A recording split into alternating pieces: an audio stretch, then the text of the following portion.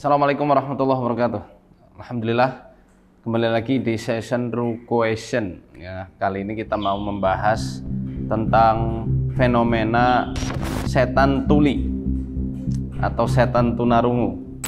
Beberapa kali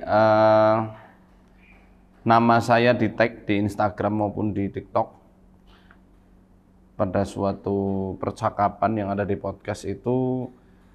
Ada yang mengatakan bahwa ada orang yang kerasukan, setannya ternyata tuli, sehingga diruqyah ke sana kemari, ruqyahnya tidak mempan. Nah, ini yang mau kita bahas kali ini adalah apakah benar ketika setan itu tuli maka ruqyahnya tidak mempan.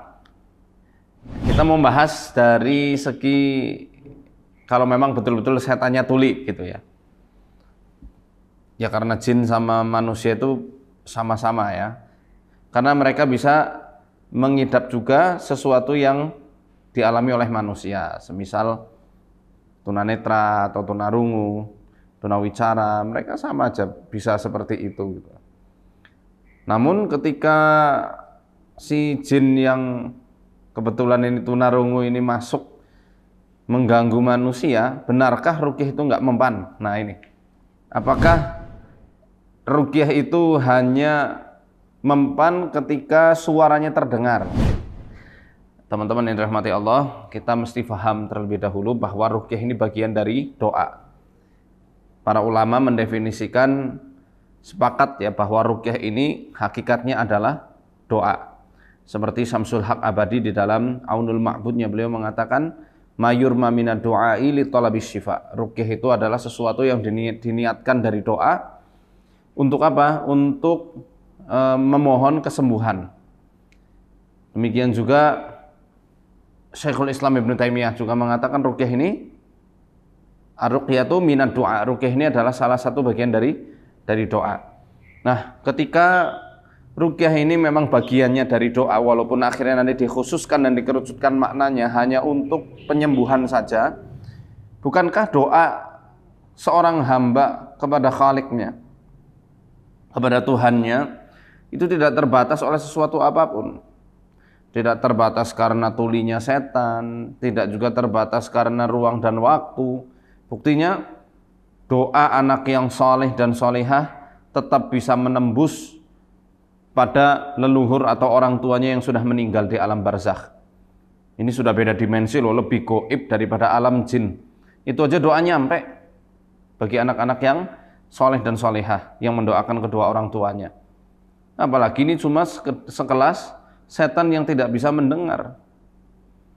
Demikian juga ketika kita mendoakan saudara kita nih, sedangkan dia tidak mendengar doa kita, itu justru malah kata Rasulullah SAW, salah satu doa yang sangat mustajab. Beliau pernah bersabda, da'watul mar'il muslimi li akhihi bi zahril ghaibi mustajabah. Doa seorang muslim untuk saudaranya secara gaib, maksudnya bukan langsung di depannya ya.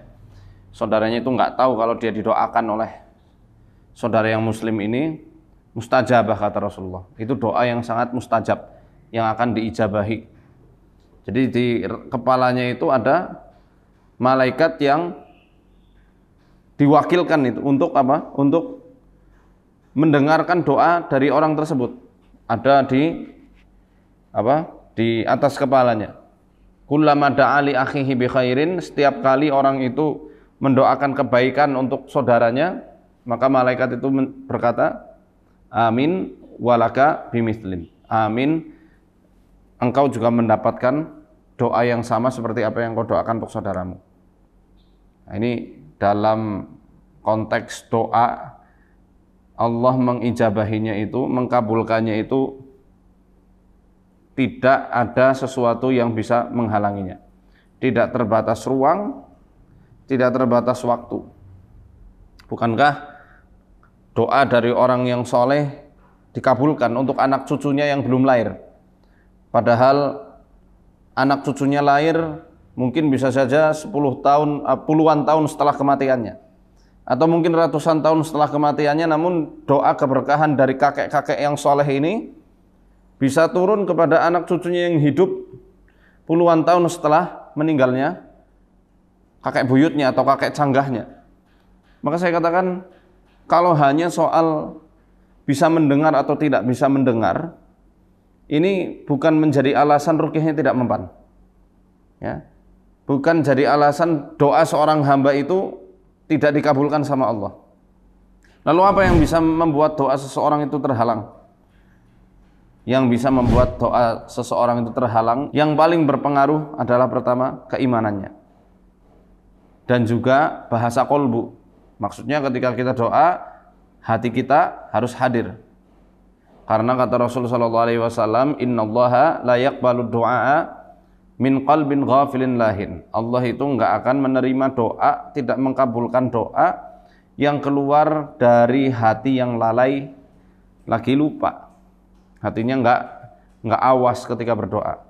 Hatinya tidak hadir ketika dia sedang berdoa. Yang pertama. Yang kedua, ada perkara-perkara haram yang masih melekat pada dirinya. Baik itu pakaian, baik itu makanan, baik itu nafkah, baik itu harta-harta yang subhat atau haram, termasuk riba, gharor, harta judi, harta dari mengambil hak orang lain, itu yang menjadikan doa-doa seseorang jadi tidak dikabulkan sama Allah Subhanahu wa taala. Kemudian isti'jal ini doa yang apa? Yang dia itu tergesa-gesa dalam menanti kapan dikabulkannya suatu doa. Dalam hadis riwayat Imam Muslim, Rasulullah SAW itu pernah mengatakan bahwa doa dari umatku ini diijabahi Allah, dikabulkan Allah, kecuali orang yang tergesa-gesa. Maka para sahabat nanya, siapakah orang yang tergesa-gesa itu wahai Rasul? Beliau menjawab, yaitu orang yang sudah berdoa kemudian dia berkata, dia berucap, aku sudah doa, aku sudah doa ini, sudah doa itu. Ya, kalau mungkin lebih luas lagi, aku udah beribadah ini, udah beribadah itu. Kalau konteksnya ruqyah, aku sudah diruqyah sampai ratusan peruqyah, tapi kok nggak kunjung sembuh ya. Tapi kok doaku ini tidak kunjung aku dapati dia diijabahi. Itu yang kata Rasulullah akan dipending pengabulannya sama Allah Subhanahu wa taala. Jadi adab-adab doa ketika ruqyah itu penting juga. Itulah di antara sebab-sebab kenapa doa itu nggak dikabulkan ya. Dan juga harus melihat ini gimana terapisnya itu saat sedang menerapi orang yang katanya kena gangguan jin tuli. Apakah dia kompeten atau tidak? Apakah hanya tahu soal ruqyah saja atau pengobatan nabawi secara keseluruhan? Idealnya seorang peruqyah juga mesti paham tentang pengobatan nabawi, pengobatan holistik. Paling tidak dia paham, paling tidak dia itu mengerti. Jangan sampai nol. Sehingga dia ada ilmu diagnosa yang lain.